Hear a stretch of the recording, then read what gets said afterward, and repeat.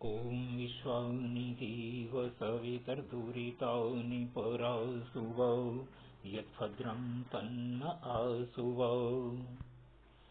ॐ विश्वानिधिव सवितर्दुरितानि परासुवौ यत्भद्रं तन्न आसुवौ। मित्रों, MA उत्तरार्ध संस्कृत की कक्षा में आपका स्वागत है।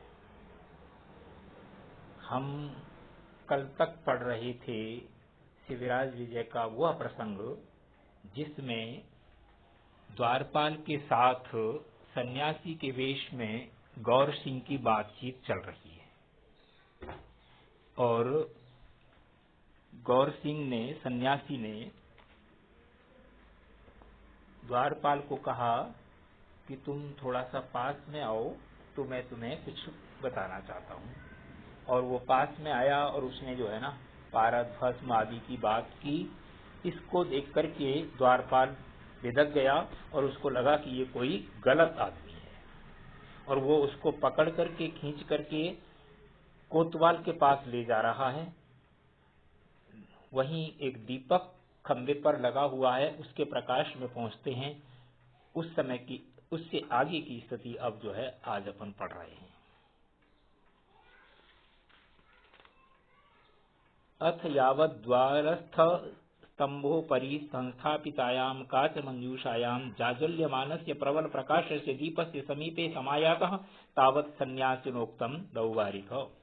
जैसे ही वह द्वारपाल उसको पकड़ करके, सन्यासी को पकड़ करके और उस जलती हुई दीपक के नीचे आया तो सन्यासी को लगा कि अब इसको बता देना चाहिए कि मैं कौन हूं। इसलिए उसने गंभीर स्वर में और उस प्रकाश के नीचे आने के बाद कहा, सन्यासी बोला, अपि माम पूर्वम कदाप्यद्राक्षीत्, क्या तुमने कभी मुझे पहले देखा है?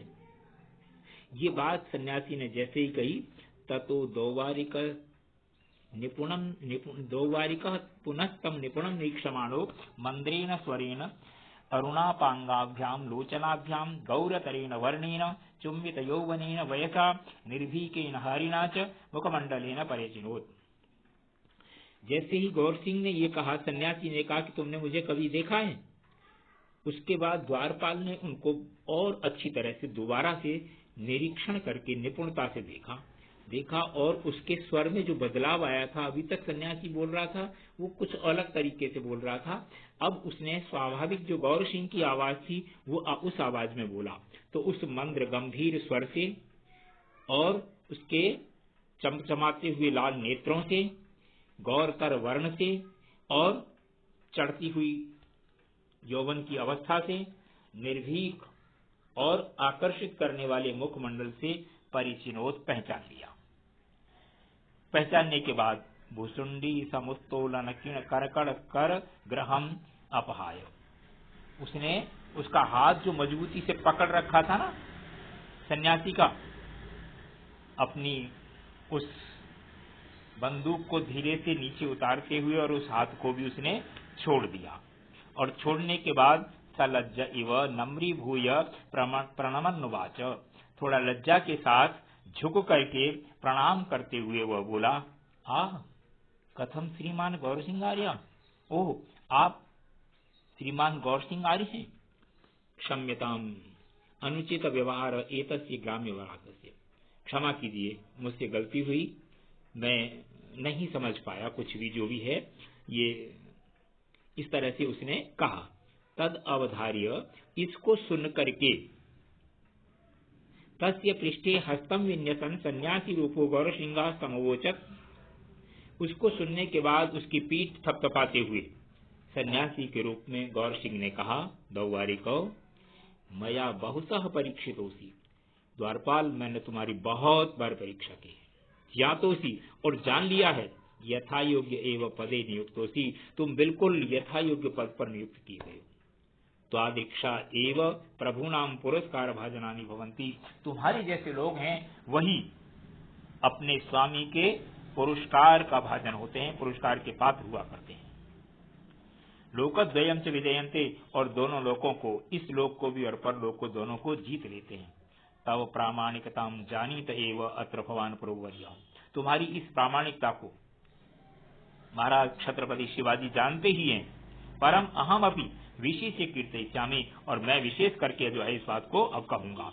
निर्देश तावत कुत्र श्रीमान किंच अनुतिष्ठति। बताओ तो महाराज कहां पर हैं और क्या कर रहे हैं। ये इतनी सी बात गौर सिंह को जब ये लग रहा था सन्यासी रूप में कि ये मुझे पकड़ करके खींच करके ले जा रहा है, तो कहीं ऐसा न हो कि धक्का मुक्की में, क्योंकि इसका तो कार्य है, अगर मैं नहीं बोलूंगा, सही नहीं बताऊंगा तो ये मुझे मारेगा, इसीलिए इसको नियुक्त किया गया है।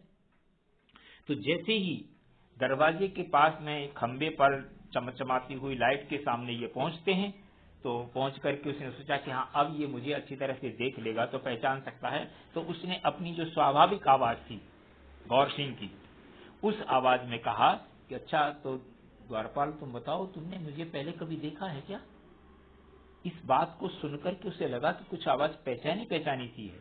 तो उसने दोबारा से बहुत अच्छी तरह से देखा, तो आवाज के कारण से, मुखमंडल के कारण से और चमचमाते हुए नेत्रों के कारण से, आयु के कारण से, इन सब चीजों से उसने एक ही बार में गौर सिंह को पहचान लिया। और पहचान लिया, पहचानने के बाद, उससे पहले नहीं, पहचानने के बाद उसने जो मजबूती से हाथ पकड़ रखा था कि कहीं सन्यासी छूट करके न भाग जाए अथवा छुड़ा करके मेरी बंदूक न छुड़ा ले मुझसे, उसको धीरे से छोड़ दिया और अपनी बंदूक झुका करके जैसे अपने स्वामी को प्रणाम करना चाहिए उस तरह से झुक करके प्रणाम किया और कहा महाराज क्षमा कीजिए इस दीनहीन व्यक्ति के अपराध को, मुझसे जो अपराध हुआ है। ये बात सुनकर के गौर सिंह ने उसकी पीठ थपथपाई और कहा कि मैंने तुम्हारी बहुत बार परीक्षा ली है, तुम सही जगह पर हो और हमेशा परीक्षा में खरे उतरो। तुम्हारी जैसे ही व्यक्ति अपने स्वामी का विश्वास जीतते हैं और परलोक और इस्लोक को भी जीतते हैं। निश्चित रूप से तुम्हारी प्रामाणिकता को महाराज शिवाजी जानते हैं, विशेषकर मैं भी इस समय पर कहूंगा। अच्छा तो अब बताओ महाराज कहां पर हैं और क्या कर रहे हैं। इतनी सारी बात हुई, ये आज अपन ने पढ़ा। इससे आगे का पाठ अपन कल पढ़ेंगे। मैं जैसे निवेदन करता रहा हूं उसी तरह से आपसे पुनः निवेदन कर रहा हूं कि पुस्तक आपके पास में रहेगी तो आपको सरलता रहेगी। धन्यवाद।